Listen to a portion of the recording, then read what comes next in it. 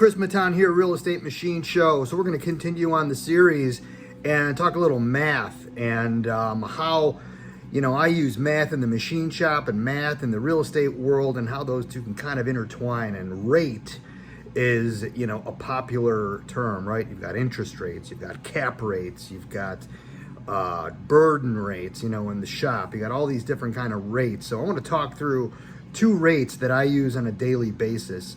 In my machining business, there's something called the burden rate, and I'm not going to go into the weeds on it, but it basically, you got burden rate and you got shop rate, and these are the two rates that I use to try and quote work and quote jobs. And I need to allocate a rate to the amount of time that I think that it's going to take to make a certain part or parts, right?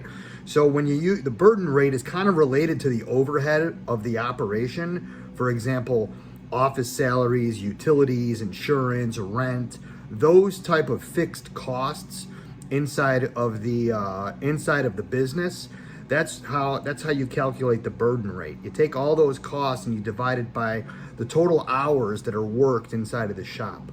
And then you've got the shop rate, which you're going to factor in what your average wage is in the shop on the machinist.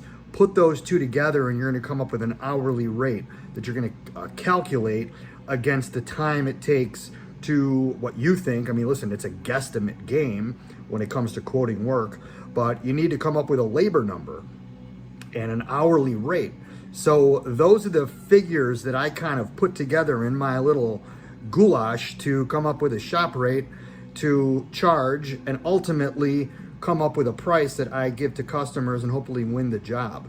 In addition to that rate, that's probably the most important piece of the puzzle, but you're also dealing with the cost of material and the cost of outside operations that you're going to be paying to vendors and those type of things. So you put all that stuff together and that's going to come up with the price that you're going to quote. Maybe you're going to build in some profit there. Maybe that's already built into your burden rate.